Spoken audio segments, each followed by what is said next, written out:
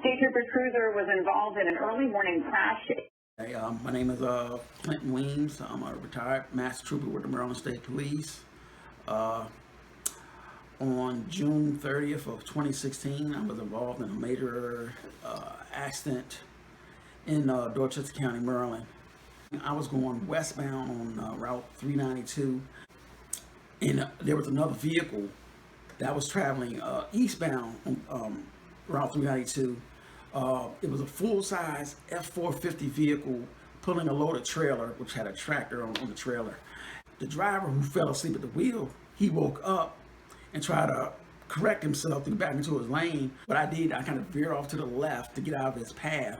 So as I veered over to get out of his path, that's when he, like I said, tried to get back to his lane. He struck the passenger side of my car, and from what I understand, it was estimated as a crash of like a 100-mile-an-hour crash.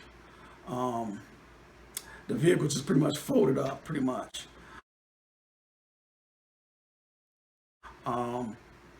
The driver of the other vehicle, he didn't sustain no injuries, nor did his passenger.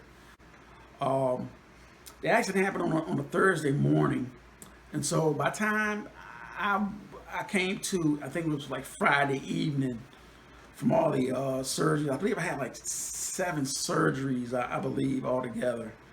I could see that my left arm was suspended in the air, my right arm was bandaged up, and I have no recollection of what had happened. And so as I lay there, because I thought it was a dream. It had to be a crazy dream. But anyway, so as I lay there, I closed my eyes for another 15, 20 seconds and opened my eyes again. And that's when I said, oh, well, something's happened and I don't know what's going on. And so that's when the nurse came in the room, and she asked me a series of questions. And she asked me, did I know where I was at? And then my response with her was, I was in a hospital as far as I know. And then her response was, did I know which one? I said, no, I don't know which hospital I'm in. And that's when she said, I was in shock trauma in Baltimore. And that's when things became real serious then, like, whoa.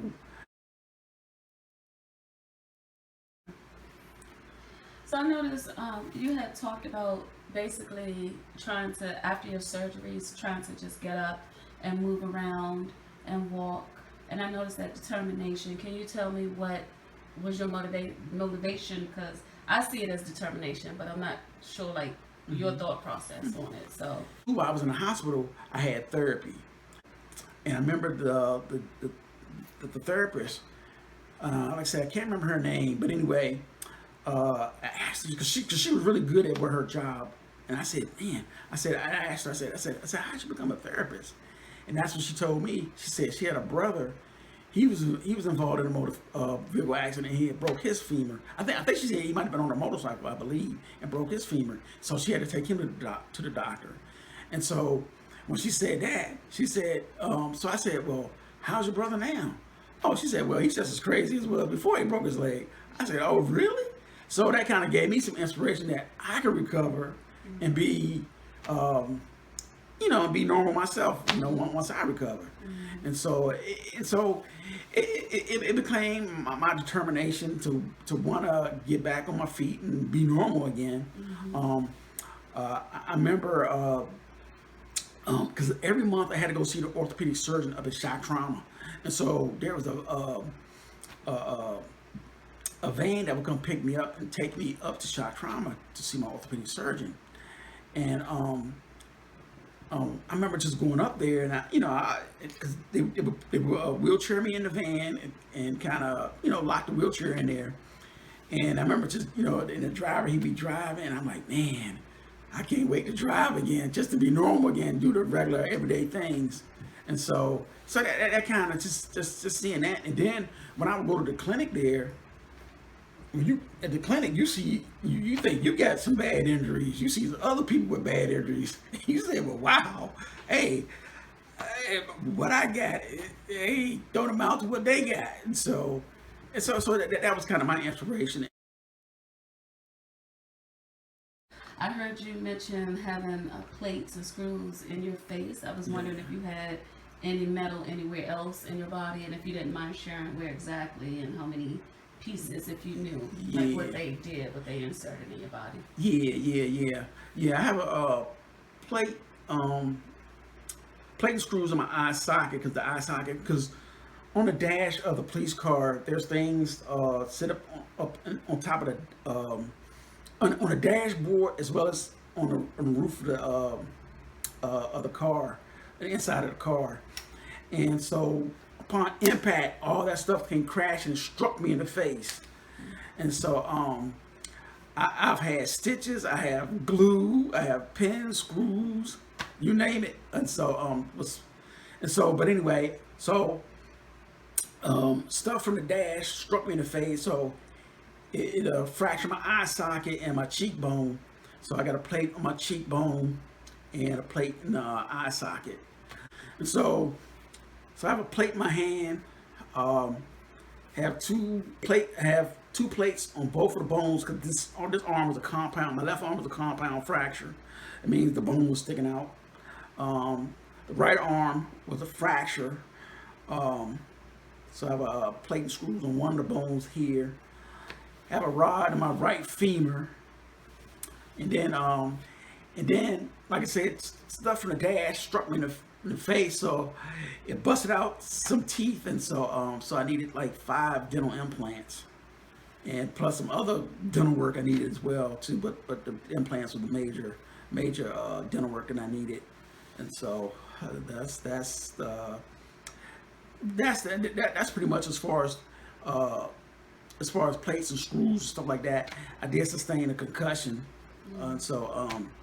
which I'm on medication for that, on lifetime medication, seizure medication. I never had a seizure, but I guess from what I understand from talking to the neurologist, because I have to see a neurologist like every 6 months, and from the type of injury that I had and where I was struck in the head, that kind of, I guess, precipitated me to be on this medication in the beginning, it was just for a short while, but then after they did a series of tests, a blood tests, that's when they see, no, I need to be on it for forever. So.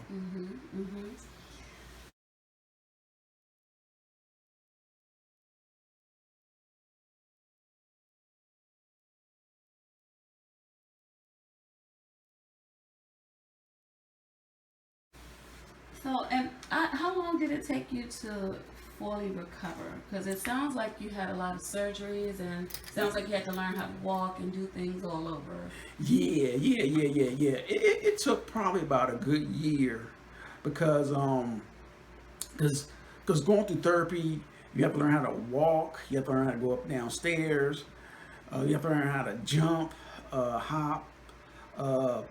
The therapy I had was unreal. I had some incredible therapists, and I mean, they really worked with me. But at the same time, I guess I kind of took it as a challenge, and so just by the nature of what I do, you tend to take things as a challenge. And I tell you how I actually ended up start driving. What happened was on days when I was here at home, I would, as I kind of walk around the house with my walker, this particular day, I noticed when I picked up the walker, it walked around the furniture, I wasn't teetering or nothing. It felt like a normal walk. I said, wow, I could walk. I was like a little kid who could always walk again. So what I did is I put the walker down. It took about 5 steps. I said, wow, I can walk. And then I took it about another 10 steps. I said, man, I could walk without the walker. And so really, yeah. So yeah, I was ecstatic, and so I just kind of built my progress up from that, and that started me to driving, because what I did was when I started walking, I would just sit in the car and just pretend like I'm driving, just sit there and just see if I can maneuver my legs as far as hitting the gas, hitting the brake, making sure I can do the things like that. And then when I did start driving, I just drove around in town. I drove like to the post office, maybe to the dollar store, something like that. I didn't go too much far outside the area. And so it started mentally for you. You just kind of Yeah. got inside the vehicle and just kind of visualized yourself. Yep. Oh, that's interesting. Yeah. And then you Oh, started yeah. to take the steps to actually make it happen. Correct. And so I think the first big drive I did, I had to drive. What happened was, this particular day, I was waiting for the van to come pick me up to take me to therapy. Then about 8:45, I'm sitting out on the front step, just waiting for the van. So I'm sitting out there, 9 o'clock. Okay, van not here yet. Okay. 10 after 9, van still not here. And so, boy, so now it's 20 after 9. So I'm like, I gotta make a decision. And so I said, and I started to cancel it. I said, no. So I got the car, started the car up, and drove on to my therapy appointment. So I want to shift the conversation just a little, and I have a few questions to the driver without disclosing his name. Have you had any interactions at all with the driver of the other vehicle, the vehicle that hit you? Yes, I have. I had, like I said, I just started driving because the accident happened in June. Yeah, June 30th. So it was probably about mid-September, I believe, I started driving. And so there's a small town called Federalsburg outside of where I live at. So there was a food line there, so I went to the grocery store, just got a couple of items. Got in my car, so I'm sitting in my car, and as I start to start up my car, and start to back out of the parking space, I can see somebody waving at me. So I see a white guy waving at me. I said, okay, all right. I said, oh my gosh, I must have left something in the store. so I parked the car, and then the guy started walking over to me. So when the guy walked over to me, he introduced himself to me, and he said he was the driver that caused my accident.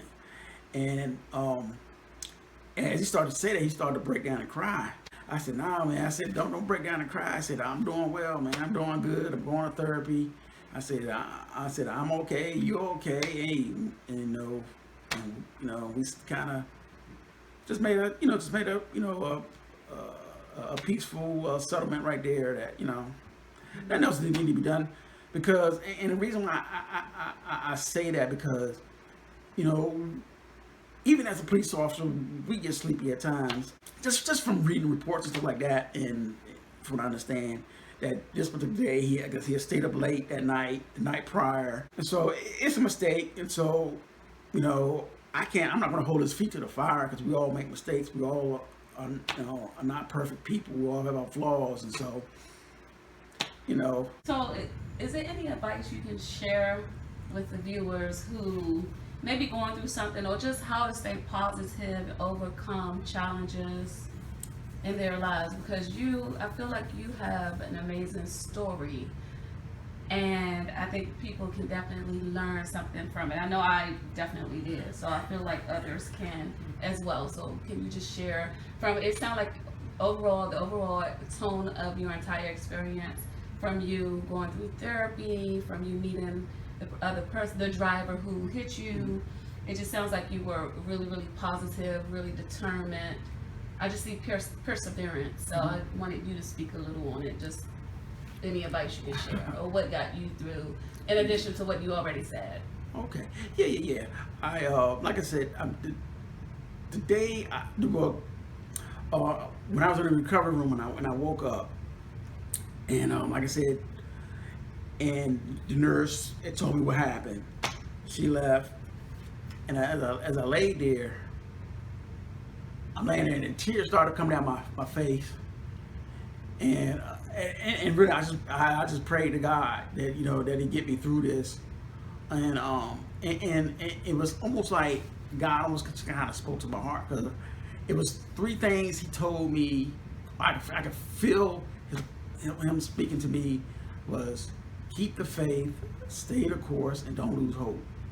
And so once that kind of settled in my heart, my mind, I was good. Right. Because all you can do is just move forward. you know, if you continue to move, keep your head up, stay positive, you know, you'll get where you're going. And so, and that's how I looked at it as. And so, but I knew at the same time, I had to have some forgiveness in my heart, you know, for the other, you know, for the driver that caused the accident. Okay, you know, he just made a mistake. And so, if I hold it in my heart, I can't release. I can't focus on what I need to do because I'm so angry at him that, you know, I'm missing out on what I need to do to recover. And so that's how I it all kind of came together to me like that. And so so if I had to give some advice to somebody, just sometimes it's just to let, you know, take the good with the bad, because the good is going to always outweigh the bad, no matter how bad it is. Yeah, bad does hurt, it does sting, and it can be frustrating, but you just have to be patient and go down that road. We know we always have to go down those roads sometimes in life where it's tough, but you know, but if you take with the right attitude, right mindset, and just determination, and just have a good support group around you of people that, you know, that want to see you, you know, succeed, and, you know, you'll achieve whatever you want to do and wherever you're trying to go.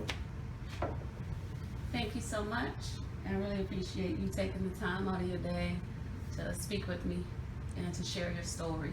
All right, you're quite welcome. I'm glad I had this chance.